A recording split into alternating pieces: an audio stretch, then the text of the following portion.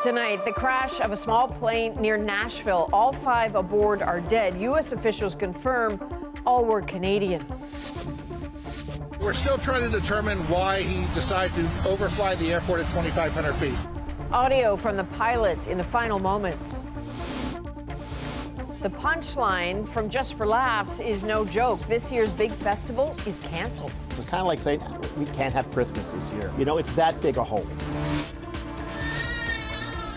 A blunt conversation with the UN's relief chief. How effective can the UN continue to be in Gaza? I'd like to know what the option is. I'd like to know what else could we do. I'd like to know whether we are stupid to keep going. From CBC News, this is The National with Chief Correspondent Adrian Arsenault. Thank you for joining us. New details are emerging tonight about the moments leading up to a single-engine plane crash in Tennessee that killed everyone on board, all of them Canadians. Investigators say 3 of the passengers were children, the others the pilot and a second adult. While the victims haven't been identified, we are getting new insight into what happened just before the crash.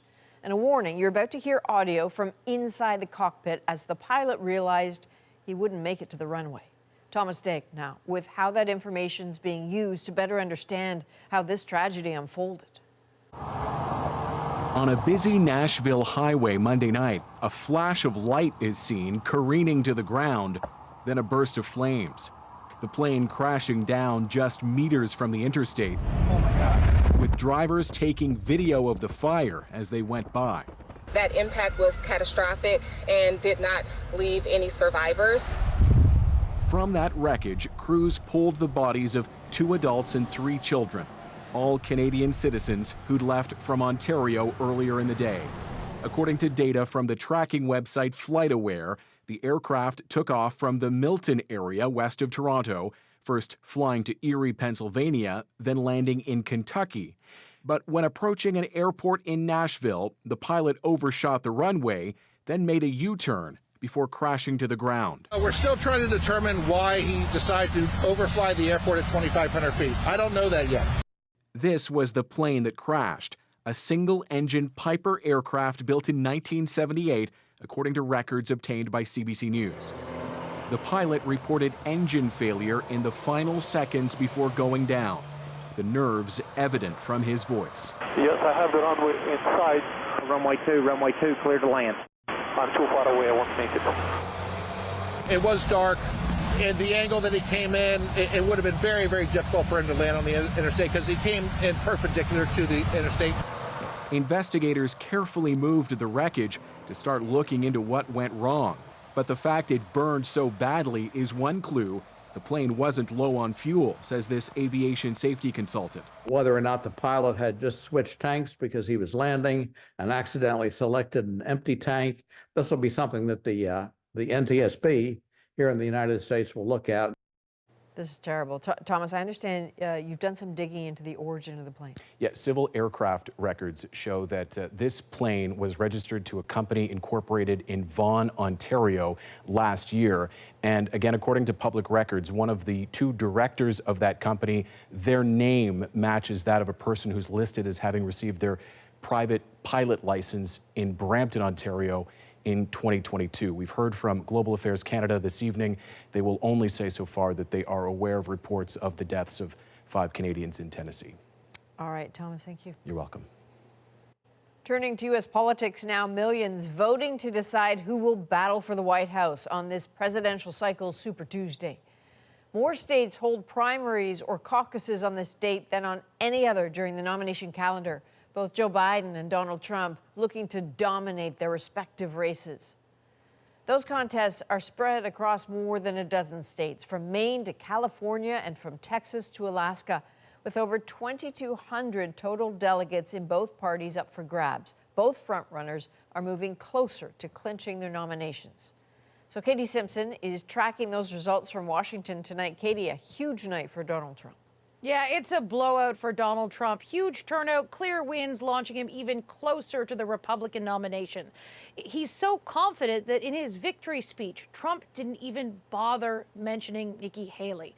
She had a rough go. Haley barely won the state of Vermont. She stayed home for the day, didn't plan a victory party or speak publicly after results started coming in. Now it's a matter of when she's going to drop out, not so much if anymore. For Democrats, Joe Biden is barreling along, expected to easily win his party's nomination. And this means it looks like a presidential rematch is inevitable, the one that American voters say they are dreading. Another round of Donald Trump versus Joe Biden. They are polarizing, unpopular, and the oldest U.S. presidential candidates ever. Yet they're poised to lead their respective parties into the next election. Early momentum appears to be on Donald Trump's side, with the Republican frontrunner ahead in multiple national polls. We have to let them know that we're a freight train and we're going and we're not stopping. Trump's advantage comes as voters worry about President Joe Biden's age. Biden's ruining the country by being in office. He's too old to be in office. And some are frustrated with his handling of divisive issues, including immigration. But I don't feel like Biden has done anything to protect this country from what's coming in the border, and I don't think it's going to change. Biden is dismissing concerns, accusing the media of unfair negative coverage. The last 5 polls you guys don't report, I'm winning 5 in a row. And while his supporters may not be enthusiastic, the fear of Trump is seen as his advantage. Yes, he is old, but he's not crazy and he's not dangerous. I think he's a danger to the country, and I don't want him anywhere near the White House again. Their visions for America could not be more different. And while voter enthusiasm may be low, the stakes remain incredibly high. So, Katie, how concerned are Democrats in this moment that Biden is trailing Trump in the polls? It's a serious question for the party. How is it that Biden is trailing an opponent facing 91 criminal charges, who has spread election fraud lies, and with everything that happened around January 6th, what does that say about Biden as a candidate? It's the fight that will consume the next 8 months now that Trump and Biden are so much closer to securing their nominations. All right, Katie Simpson in Washington, thank you for this. Thanks. Some breaking news to tell you. CBC News has confirmed that the Canadian government is set to restore funding to UNRWA, the United Nations Relief Agency for Palestinians. A senior government official says Canada will make a scheduled payment in April of $25 million. Payments were paused in January after Israel alleged 12 UNRWA employees were involved in the October 7th attack. And the U.S. Secretary of State urged Israel to act quickly to allow aid into Gaza as ceasefire talks between Israel and Hamas continue. Israel has to maximize every possible means, every possible method of getting assistance to people who need it. Working with Jordan, the U.S. dropped supplies from planes, including food for about 36,000 meals. There's been no breakthrough during this latest round of peace talks as the informal deadline of Ramadan approaches. The Muslim holy month begins on Sunday. And Ukraine says it destroyed a Russian warship using high-tech drones, its latest attack on Russia's fleet in the Black Sea. Ukraine's defense ministry posted this video claiming it was behind this nighttime attack in a strait between Crimea and Russia. Russian officials have neither confirmed the hit nor said anything about casualties. A multi-billion-dollar deal is being challenged tonight in this country by some survivors of federal Indian day schools. They were promised compensation for their traumatic experiences. But as Olivia Stefanovich tells us, many say they haven't seen justice, just more trauma.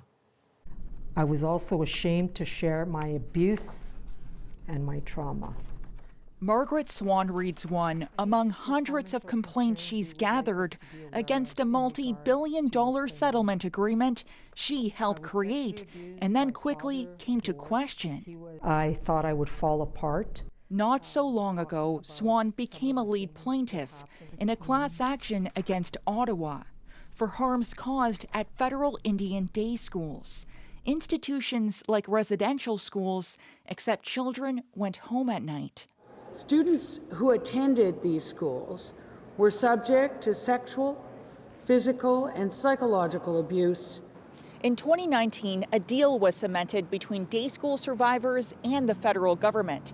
The cost was initially pegged at just over $1 billion, but CBC News has learned it's now close to $6 billion. Whatever the cost, the government says it wanted to do one thing better. What we tried to do was simplify the process here in order that survivors had easier access to the settlement monies without necessarily having to go through the trauma that they had to. They designed a claim process to avoid re-traumatizing survivors. All they had to do was fill out a form, and that's when problems began. It asked a lot, and for some, too much. Felt traumatized again, victimized again. You have reached Stelling WLG, class counsel. And when victims reached out for help, the period to file a claim has now closed. They felt no one was there.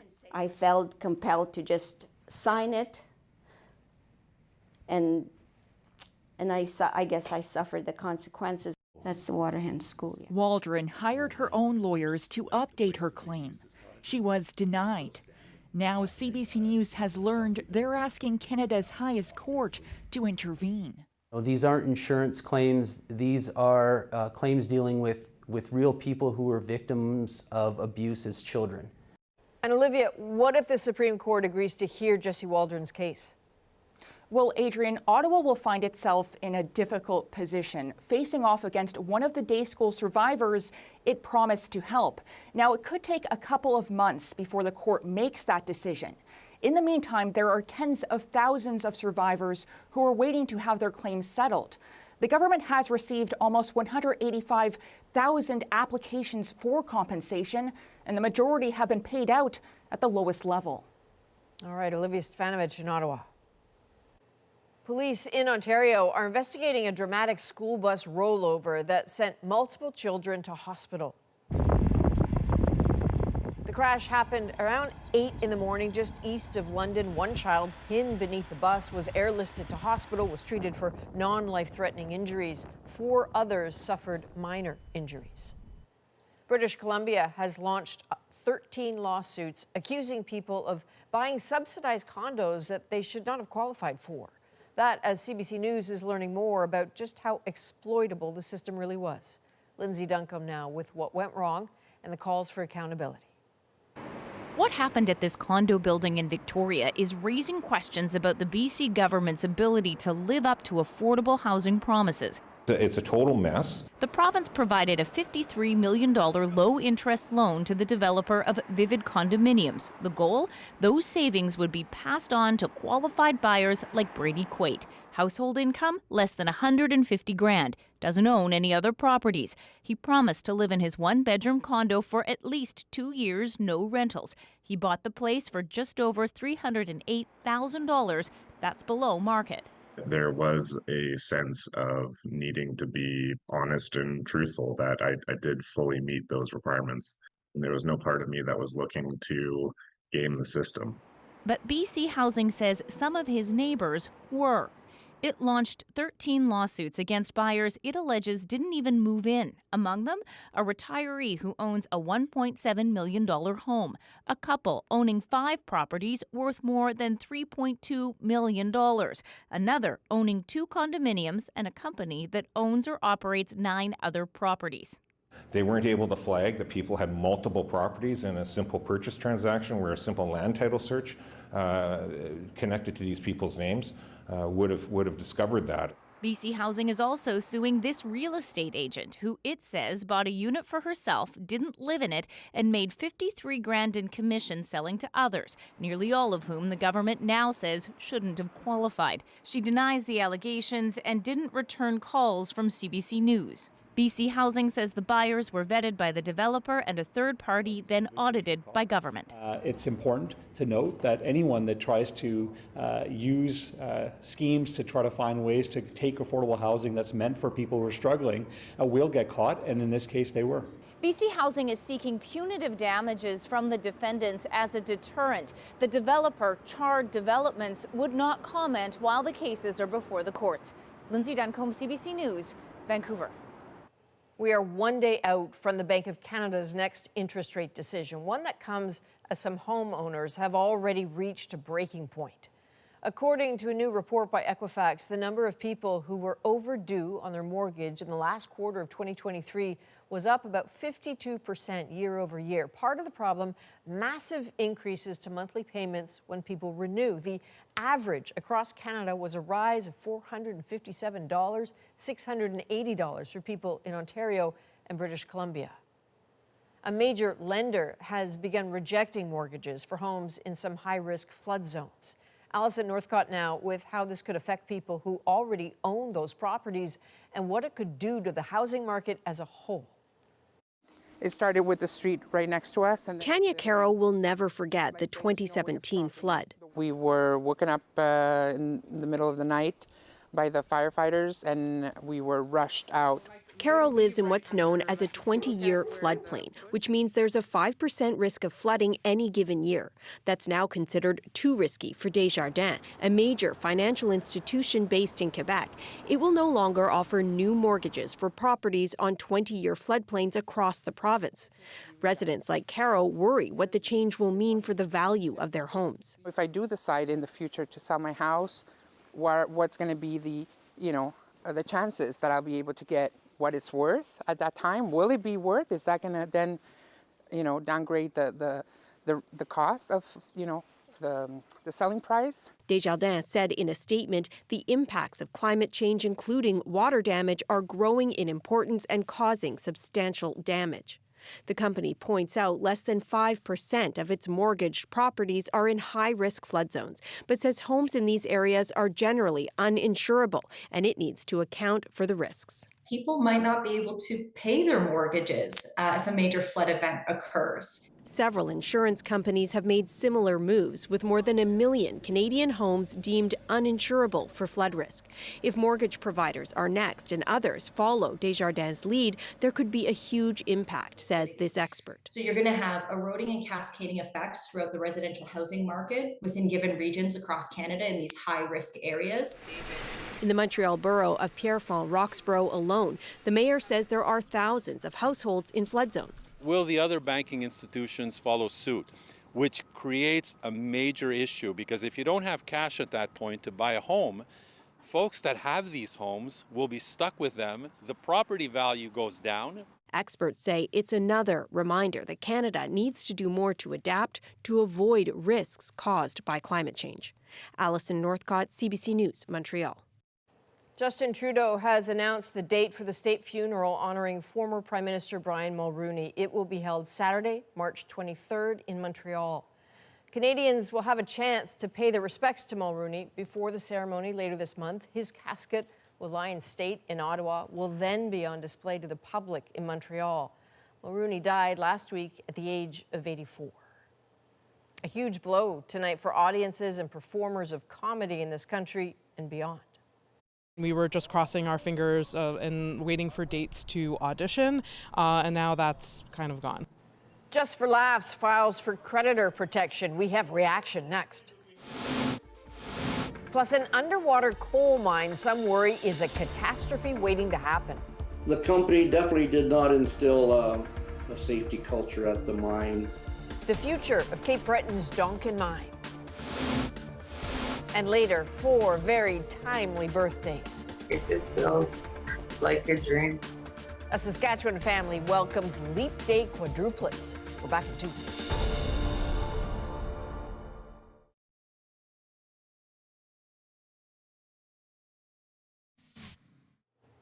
For the first time in over 200 years, a gray whale was reported spotted in the Atlantic Ocean off the coast of Massachusetts.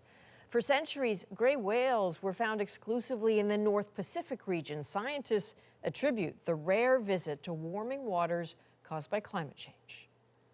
Well, there's been a setback tonight for the comedy world. Montreal's Just for Laughs festival will be canceled this year. The company behind it says it's restructuring and laying off more than half of its staff. Sarah Levitt on news that is no laughing matter. You know, Canada's nice. It's a major attraction where some of comedy's biggest acts got their big break, like Dave Chappelle. Good evening, everyone. Or as the French say, good evening. It also brought in huge talent from Trevor Noah to Amy Schumer. This year, though, Montreal's famed Just for Laughs festival isn't happening. The company has filed for creditor protection, saying it needs to restructure. It blames the pandemic, streaming platforms, and media industry cuts for the financial hits. It's kind of like saying we can't have Christmas this year. Unfortunately, the North Pole is restructuring. There's no way, there's no Christmas. You know, it's that big a hole. Mark Critch got a chance to write and perform there.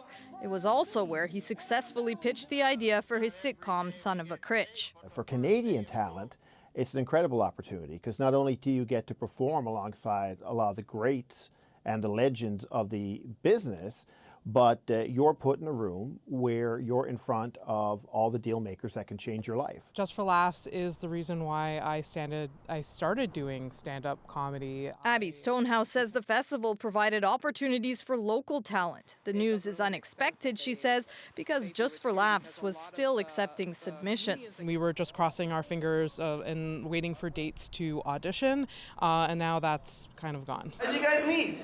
The cancellation will be felt at comedy clubs. There was a lot of tourists here for the festival. These people were here for comedy. They're our target market. So they're here for comedy. Obviously, they're going to search other local clubs. It's going to hurt. The company says smaller festivals in Toronto and Vancouver will go on for now. So too will its popular TV show Just for Laughs gags. But it laid off 75 people. That's 70% of its staff. The company says it hopes the Montreal Festival will be back by 2025. Sarah Levitt, CBC News, Montreal. Ontario is set to be the first province in Canada to make learning Black history mandatory in schools. I'm hoping that other provinces will, be inspired. Is it just the beginning? Plus, as the humanitarian crisis in Gaza grows, a dire warning. An incursion into Rafah is going to have terrible consequences. My interview with the head of the UN relief efforts. And off the coast of Cape Breton Island, questions about jobs, the environment, and safety. You are creating the conditions that could cause a catastrophic explosion. What to do with the world's only subsea coal mine. The National breaks down the stories shaping our world. Next.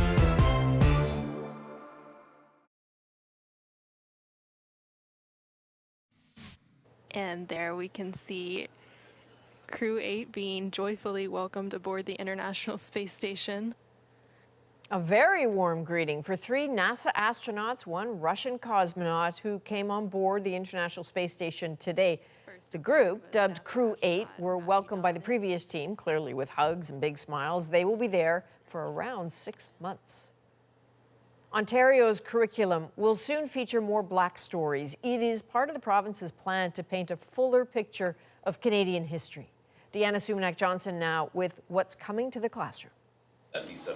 For these students, Black History Month ended, but learning about achievements of Black Canadians won't stop. I kind of wanted to take Black studies to expand my knowledge of the positive contributions Black people had on our society. I grew up thinking that all this history that I was being taught in elementary school was true, not realizing that they were leaving out so much. That's thanks to their teacher, who saw a gap and helped design a Black Studies course for her students to take. We really wanted to center Black experiences in the past and present, and wanted a course that was representative of the various Black communities. That's about to become a reality in Ontario.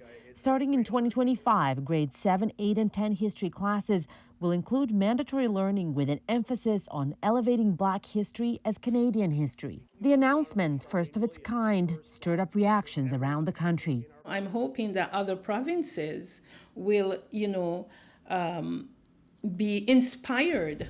This professor says the move is commendable, but as both a parent and an expert, she has seen firsthand that some teachers may be disinterested, others even opposed to learning about Black Canadian history. Will teachers be trained? Will the resources be provided for teachers? Are you going to bring all the various teachers' organizations and unions and associations and school boards to the table and say, hey, how are we going to do this? This Toronto teacher says the mandated learning needs to start way earlier than in grade 7. We have a provincial strategy for literacy. So from kindergarten all the way up through grade 12, there are specific things that we are doing that build upon what was done before, and we know exactly where we're going. And that same approach is required if we want to begin to address or dismantle anti-Black racism. But over in BC, teacher Melanie Schuer hopes her province heeds Ontario's example, something she believes would send a strong message to Black and all other students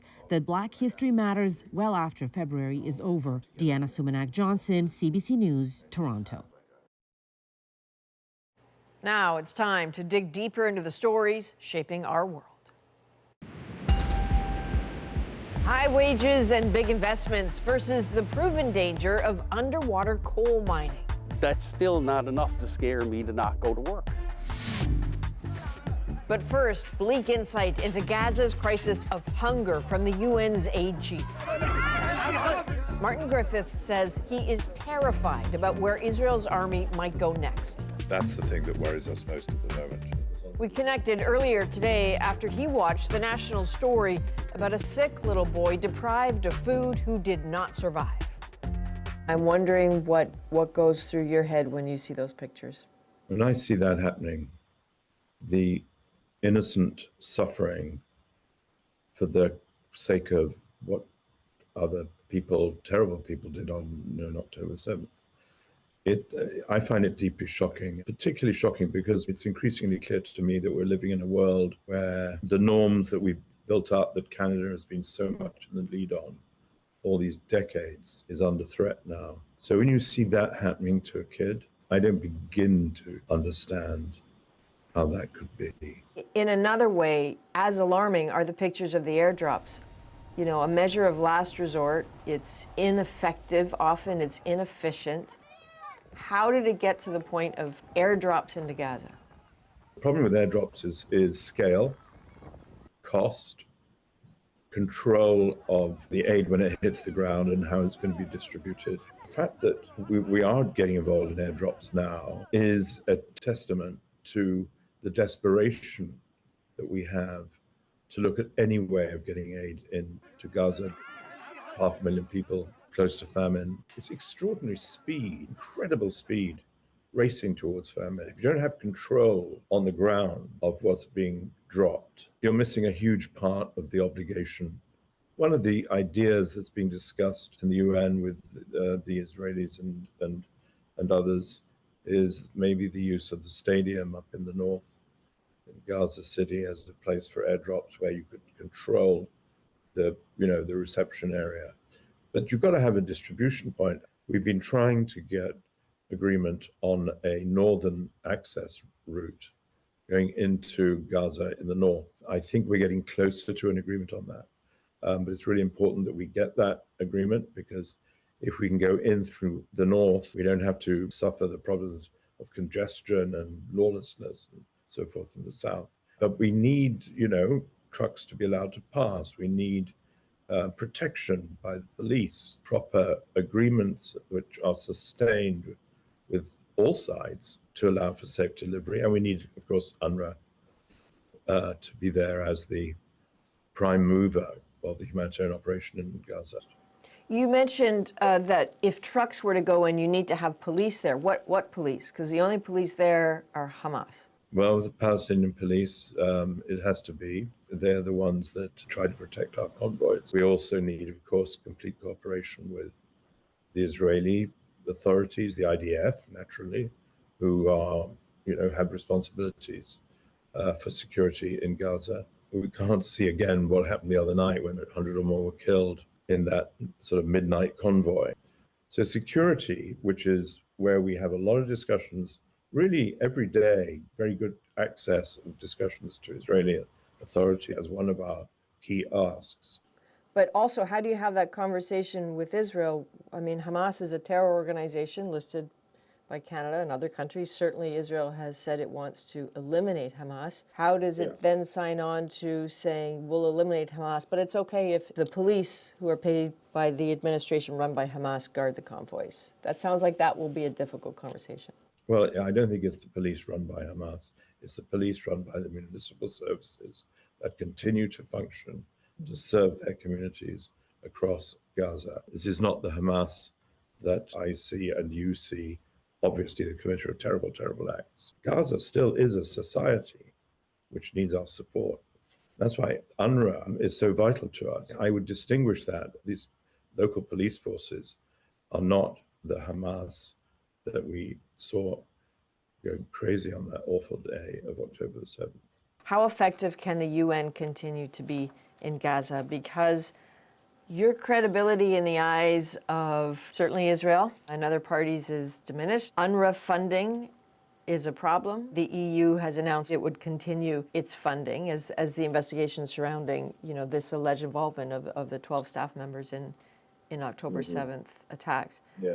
But countries like Canada and the US have halted their support. Of course, we regret the halting of that funding. We're doing these two different investigations. I hope that it will provide sufficient assurance to Canada and others to keep funding UNRWA. Because here's the real answer to your question. I know that people attack the UN. I know that Israel attacks the UN. I know that people think that the UN is failing people of Gaza. Well, I'd like to know what the option is. I'd like to know what else could we do but what we're doing. I'd like to know whether we are stupid to keep going and trying this, whether we are delinquent because we have had more than 150 of our staff members killed in Gaza. No, we're not. We're necessary. We're doing what I think is almost the most difficult humanitarian operation. Lots of people right now are very anxious about a couple things. One is Ramadan. How are people going to fare during Ramadan? But also Rafah. What happens if Israel conducts an operation in Rafah? God forbid it ever happens, because it's so difficult to even give you a proper answer. I think an incursion into Rafah is going to have terrible consequences, obviously, for the enormous numbers of people who are there, who are compressed into that southern part of Gaza. Is that your 3 a.m. staring at the ceiling fear right now? I think my 3 a.m. staring at the ceiling question right now is your story of the child and the hunger and starvation of the people. What are we doing to our children? Mr. Griffiths, thank you to you and your staff for making time for us today. We do appreciate it. Thank you very much indeed. So that conversation with Martin Griffiths happened earlier today, and as you heard, he hoped Canada would restore funding to UNRWA. Late this evening, we told you breaking news, Ottawa will now do just that. A senior government official says Canada will make a scheduled payment in April of $25 million. Coming up, the uncertain future of Cape Breton's Donkin mine, next on The Breakdown.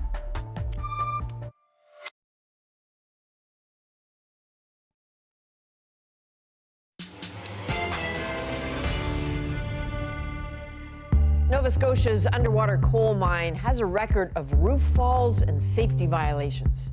That is an extremely dangerous situation. But the Donkin mine pays high wages.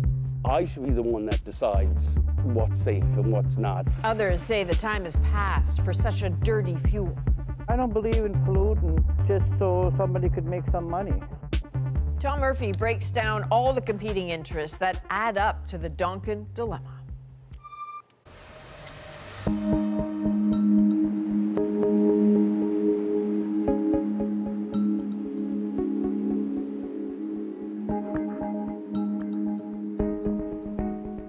It's a place few will ever see firsthand. 3 kilometers out into the Atlantic, a complex network of burrowed tunnels. The Donkin mine off eastern Cape Breton Island is the world's only operating subsea coal mine. 180 meters down below the ocean floor. Like so many coal mines, a labyrinth of roads that resemble a small, albeit dark city. So complex you need a map to get around the passageways, scarcely as wide as a narrow street. Until recently, 130 miners desperate for good-paying jobs were cutting carbon-emitting coal like their grandfathers before them from a seam that could take them more than 30 years to fully exploit. Now, a string of safety violations and potentially deadly roof collapses threaten lives and the very future of the mine. Over the years, the mine has been shut down again and again, and some argue in this climate change era, this time it should stay closed. Therein lies the Donkin dilemma.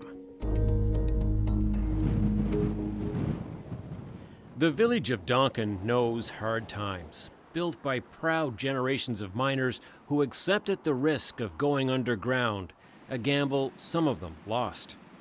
People like A.J. Hall's father. This is a picture, one of the few pictures I have of my dad. How old is he there now? I'm going to say he's in his early 30s. Hall's father died in a Cape Breton mining disaster back in 1979, one of a dozen men to perish. No man who ever goes into the pit again will have to fear that something like this will ever happen. A.J. himself would have a close call underground at Donkin. Last July, the roof of the entrance tunnel caved in, the second such collapse in a week, which is what led to the latest shutdown of the mine. By the time I met up with my crew, they were just then getting everybody out. I probably missed that fall only by 5 or 10 minutes. But that's still not enough to scare me to not go to work. Some people are terrified that there's going to be an accident at that mine. There's always going to be accidents. This day and age, you need to make money to live. You have to have a job, you have to have money coming in. So I should be the one that decides what's safe and what's not. Well, underground coal mining is a very hazardous industry. To this day, the mine remains closed. Safety at the Donkin mine is the biggest file on Scott Noss's desk at the Department of Labor, where they're tasked with keeping workplaces safe in Nova Scotia. I can say that the Donkin mine is inspected, the most frequently of any workplace in Nova Scotia. We have set a very high standard, industry best practices, both from the industry perspective as well as the mine engineering perspective, and we regularly ensure that the mine is meeting those standards. What appears to be a very significant explosion occurred in the underground operations at the Westray coal mine. Safety concerns in coal mines run deep in Nova Scotia. On May 9, 1992, a massive underground methane explosion killed 26 coal miners at another mine, Westray. Inadequate ventilation failed to keep the deadly gas at bay, leading to the blast. The company was blamed for rushing production over safety. At the time, some said Nova Scotians would never go underground again. I don't think any other job I ever had. I went to work wondering whether I was going to come home that night.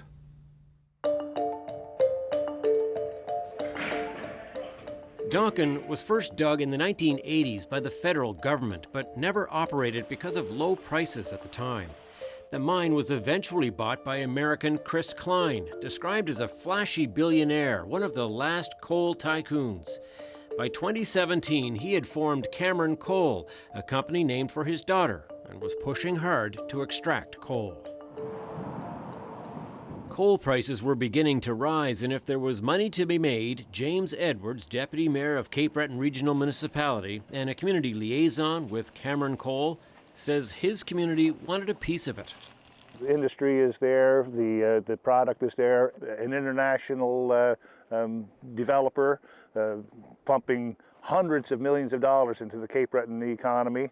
With the 150 jobs, they're making $35, $40 an hour. So you've got a payroll of $10, $11 million a year. I mean, that's nice money. The Department of Labor eventually approved the opening of Donkin. The company hired a former manager of the West Virginia mine that was the site of the deadliest explosion in recent U.S. history.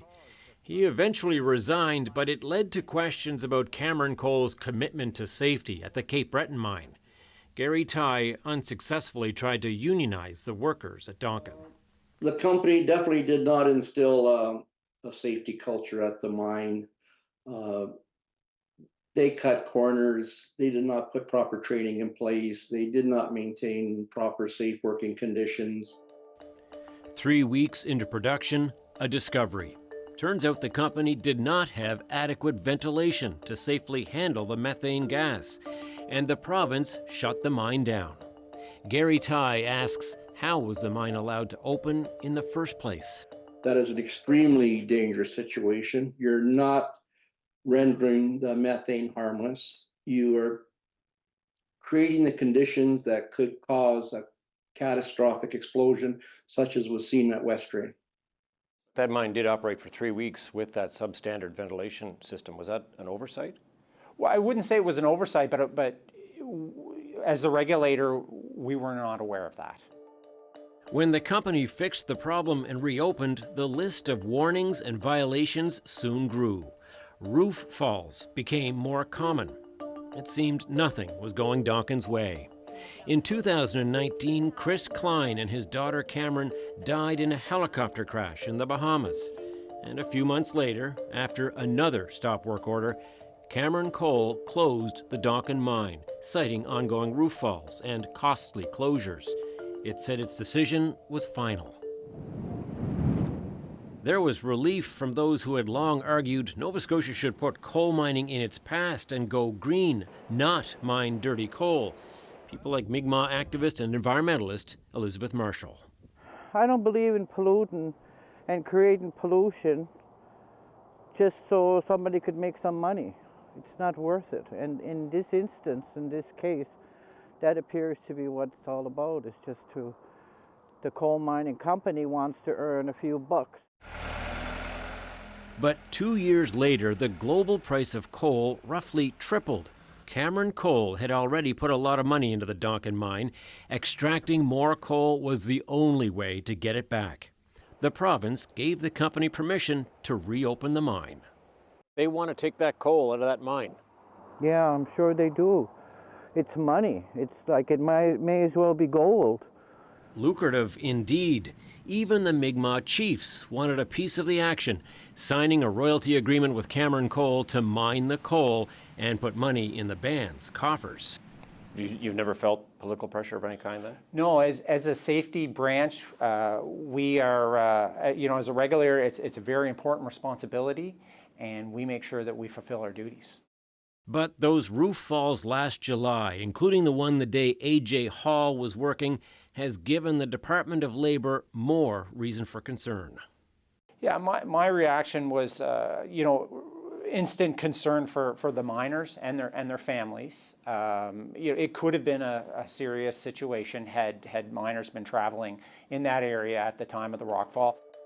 There have been 32 significant roof falls at the Donkin mine, hundreds of warnings, compliance orders, and penalties issued, and the uncertainty around when, if the mine reopens, continues. So, Tom, given all this, what does the company say? Well, the company has not responded. They don't generally do media interviews. Now, the province says it has done surprise inspections at the mine and says the company is good to comply with any orders it puts in place. And as of now, the province says the mine can operate in the winter only when humidity is not high. Experts say that's what's been contributing to the roof falls, which was news to the province. For its part, Cameron Coal has produced an independent third-party engineering report on its safety plans for the rest of the year, and the province is reviewing it now. In the meantime, Adrian, the mine remains idled. All right, Tom Murphy in Halifax, thank you. You're welcome.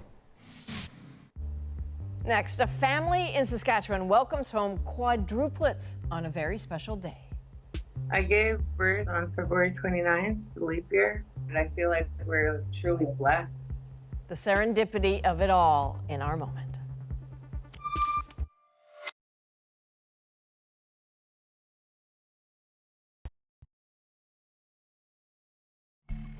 Well, look at those cuties. Those are quadruplets. Aaliyah, Beautiful, Cecilia, and Dominic, born in La Ronge, Saskatchewan, and their birth is something to remember.